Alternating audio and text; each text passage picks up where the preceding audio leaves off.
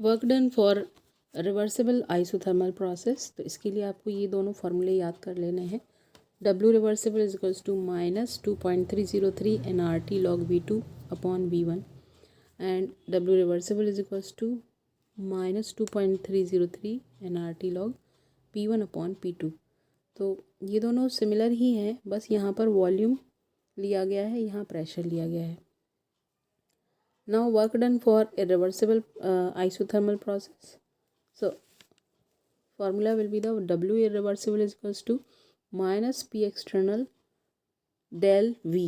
तो यहाँ पर ये जो है ये आपका वर्क डन है, और क्योंकि ये एक आइसोथर्मल प्रोसेस है तो यहाँ पर Q 0 हो जाएगा। ठीक है, तो जब आप इसमें वर्क डन निकालेंगे तो वर्क डन भी आ जाएगा, आपका 0 आएगा। So according to the first thermodynamic law, जब आप यहाँ पर देख रहे हैं कि वर्क जो है आपका इरिवर्सिबल ये 0 आ रहा है, तो आप जब इसमें वर्क की वैल्यू रखेंगे तो क्या हो जाएगा, del U is equal to Q. Now conditions given है कि अगर आपका V2 is greater than V1 है तो work done by the system होगा, यानी कि गैस एक्सपेंड हो रही होगी।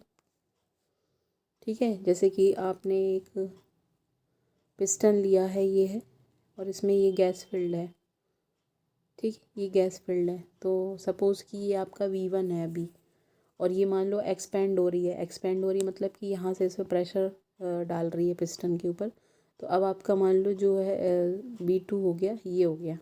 ठीक है, तो इस केस में V2 आपका ग्रेटर देन है ना, और ये गैस क्या हो रही है, एक्सपेंड हो रही है। तो गैस जब भी आपका एक्सपेंड हो दैट मीन्स कि work done by the system, तो इस केस में आपका वर्क नेगेटिव हो जाता है।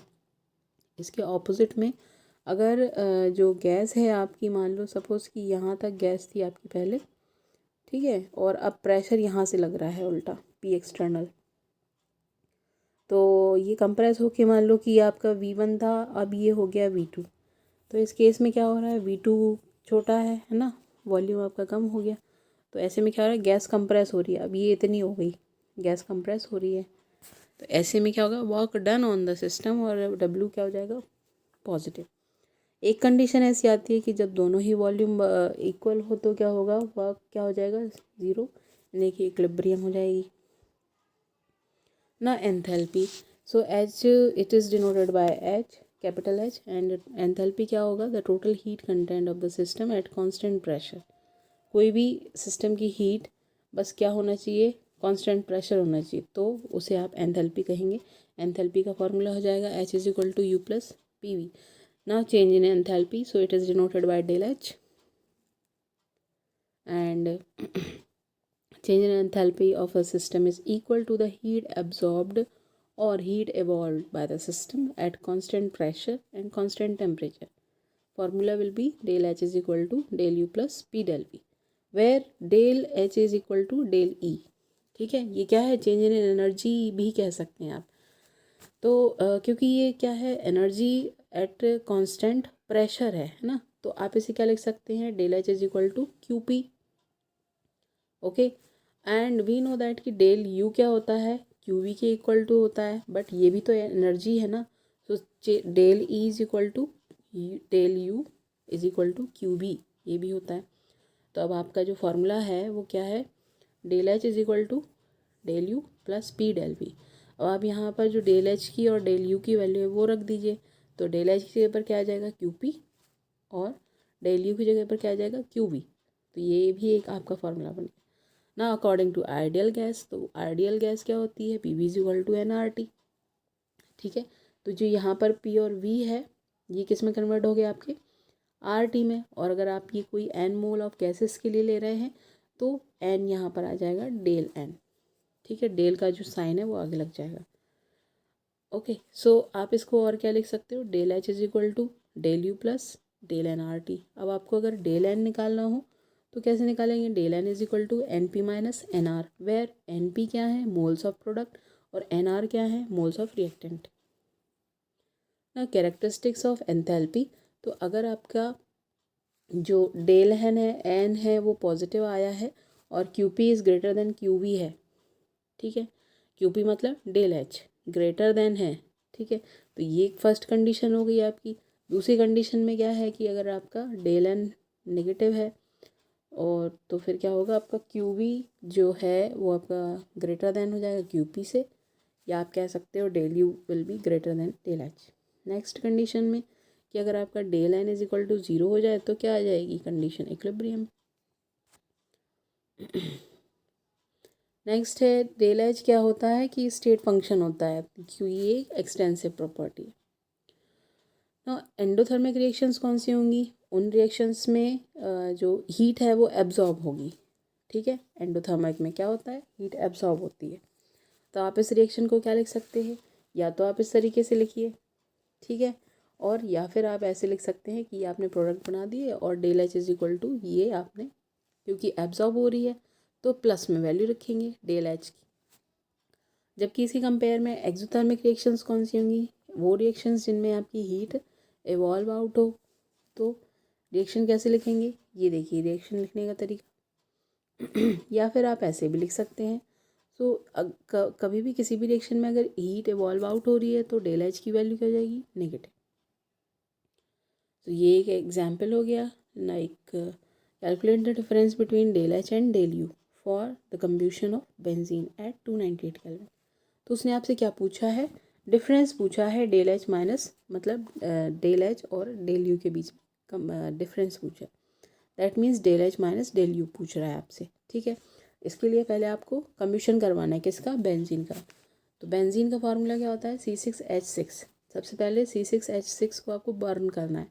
कोई भी आप ऑर्गेनिक कंपाउंड अगर बर्न करोगे तो क्या बनेगा, कार्बन डाइऑक्साइड और वाटर वेपर। तो ये आपका कार्बन डाइऑक्साइड और वाटर वेपर बन गई, ठीक है। इसके बाद आपने रिएक्शन को बैलेंस करना है। तो कितने कार्बन है यहाँ पर, 6 कार्बन है, तो यहाँ पर कितने CO2 बनेंगे, 6 CO2, ठीक है।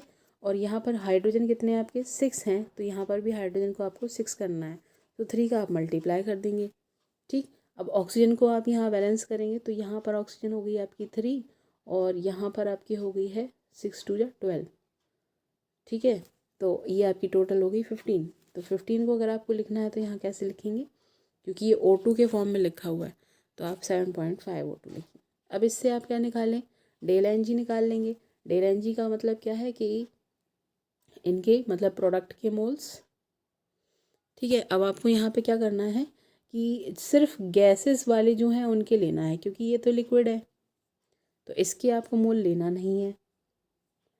और इसी तरीके से ये भी आपका गैस है O2, ये लिक्विड है तो इसके आपको मोल नहीं लेना है, सिर्फ गैसेस वालों के मोल लेना है। तो NP क्या हो गया, NP आपका आ गया 6 माइनस, और ये क्या क्या आ गया 7.5, तो आपकी वैल्यू क्या आ जाएगी -1.5। ये आ गया आपका डेल एन जी, ठीक। अब यही जो वैल्यू है आपने इसमें फॉर्मूले में रख देनी है, del H is equal to del U plus del N G RT।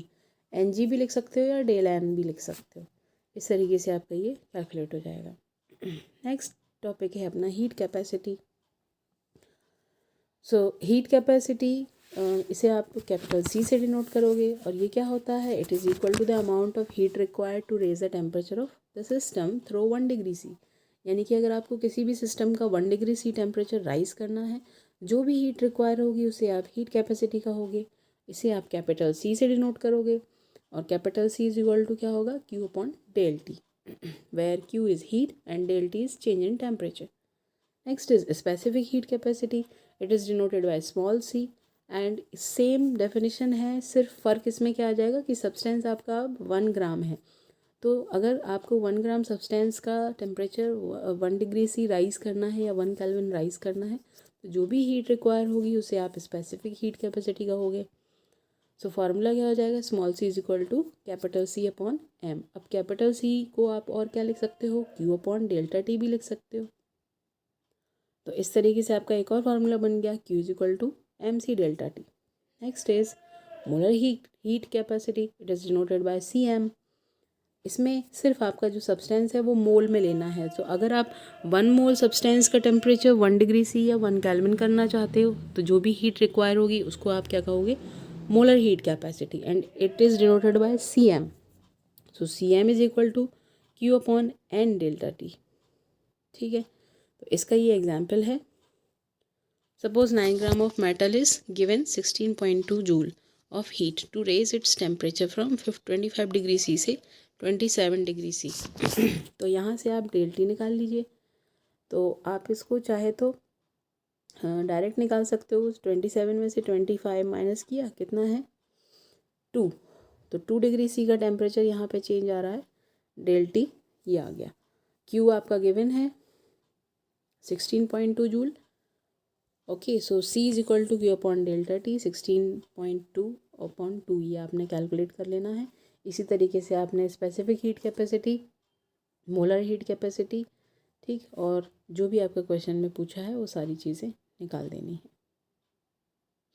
अब एक और फार्मूला होता है यहाँ पर पॉइसन रेशियो। पॉइसन रेशियो को आप गामा से डिनोट करते हो and it is equal to, gamma is equal to होता है C P upon C B, where C P होता है आपका molar heat capacity at constant pressure and C B होता है आपका molar heat capacity at constant volume. So C P minus C V is equal to R. अच्छा, C P आपका क्योंकि del H से रिलेटेड है तो आप इसे क्या लिख सकते हो, del H upon del T का होल पी। जो पी लिखा हुआ है बाहर, इसका मतलब है एट कांस्टेंट प्रेशर। इसी तरीके से C V is equal to del U upon del T, और ब्रैकेट के बाहर क्या लिखा हुआ है वी, तो ये वी क्या है, ये कांस्टेंट वॉल्यूम।